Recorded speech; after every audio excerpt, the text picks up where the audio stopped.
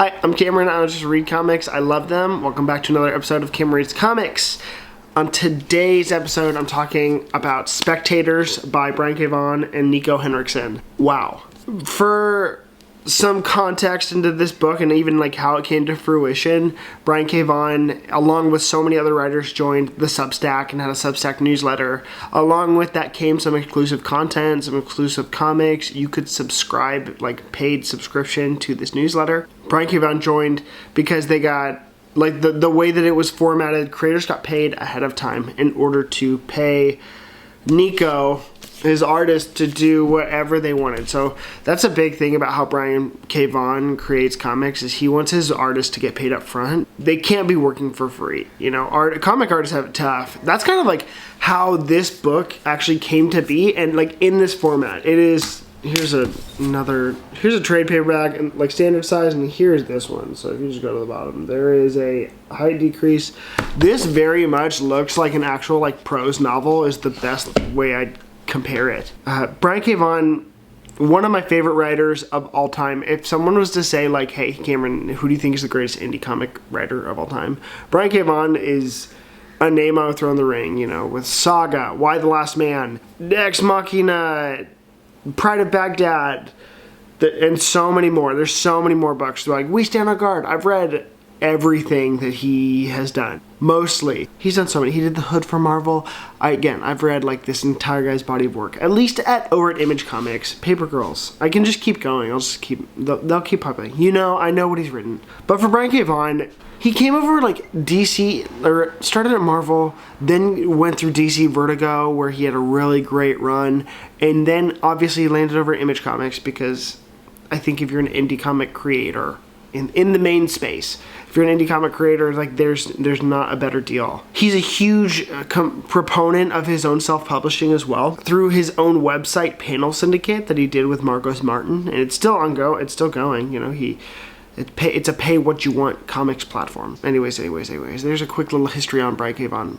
For this story in particular, though, what this story is about, when I listened to an interview, he was inspired by our ability to watch so much grotesque violence, but try and shield like children's eyes from sex. And like, what is the relationship between our observation of sex and violence? Not together, but separately. Why is one forbidden and why is one totally acceptable? And I see how he conveys it, and it's wild. Our main character protagonist, I don't even know her name.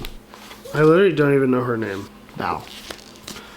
Our main character, Val, was in a movie theater shooting. There's a little bit more context to that, but she was in a movie theater shooting, and she dies. She dies and becomes a ghost. You see her spirit leave her body, and from then on, it's kind of just this exploration of like finding out what happened to her, what it's like to be a ghost, and what do ghosts watch. It's not some of the super scary horror stuff. It's way more simple and elegant.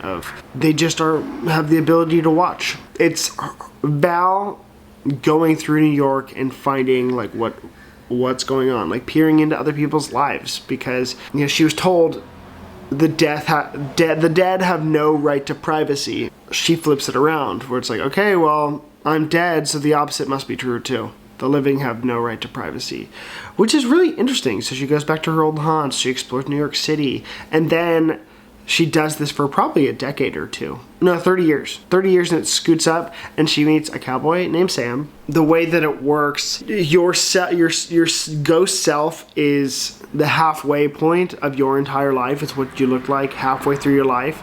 So Sam is a cowboy. She is like a punk rock. Here you go on the back cover. She's like a punk rock girly. It's also cool because all the backgrounds are in gray and her ghost self is in color, but when she's in the world is in color, and then you just can't see the ghost. It's just like it was super interesting, super thoughtful.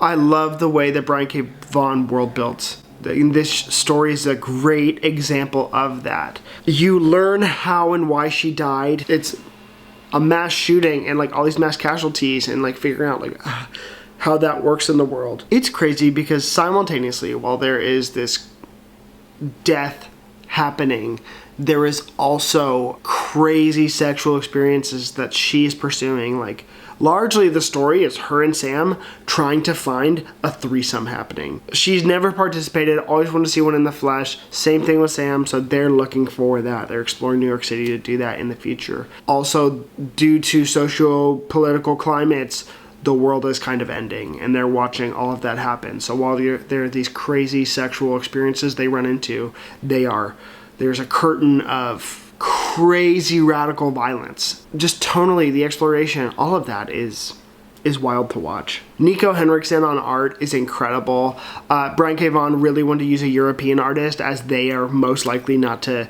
They're gonna bring a most naturalistic perspective on sex, anatomy, nudity, because there's a ton of it in here. And I love Niko Henrichon, especially after they worked with Brian K. Vaughan on Pride of Baghdad. So same team. Yeah, it's pretty freaking beautiful how all of that comes together. Niko Henrichon's art, like it's like they watercolored the whole thing. Like they colored it themselves. Looks like they used some pastels. Just incredible. And the way, because of this alternate format and the way that it was released, which was online at first, you know, they really did a good job of showcasing, like, playing with the medium. Brian K. Vaughan does a great job. There was these sequences where it's a splash page. It's Sam and Val on the splash page, and you just kind of follow their conversation, and I was just so fascinated by that. It was really well done, really interesting. That's all I'm gonna have to say about this for right now. I'm still thinking about this book as it goes, which is my favorite part about reading a Brian K. Vaughan thing, is I get so thoughtful after the end of every story that he does. I'd say it's a really great story, and for someone who's not of the DC Marvel fandom, always go read indie comics if you want to figure out what the capacity for this medium is, and I'd always direct you to Brian K. Vaughan for that very same reason, because the things he can do with narrative and the things that he does with character are just masterful. I think he's incredible in that way, and this story is in that same vein. For how did I like it? I loved it. Not my absolute favorite Brian K. Vaughan. I was kind of like trying to figure out what happened. I think there's a time jump that I missed, so don't miss it. I thought it was pretty interesting storytelling. I thought that the way that he navigates all this stuff is just, it's always worth the wait, you know.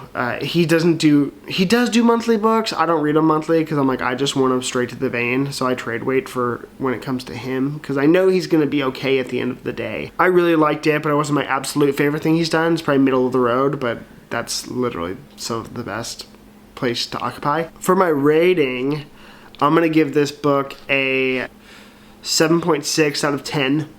Spectators, 7.6 out of 10. Really great story, just really interesting ideas, and then the way he plays with the medium is always gonna be like worth the ticket for entry. So my name's Cameron. I don't just read comics, I love them. Make sure to pick up Spectators by Niko Henrichon and Brian K. Vaughan. I'll see you guys next time.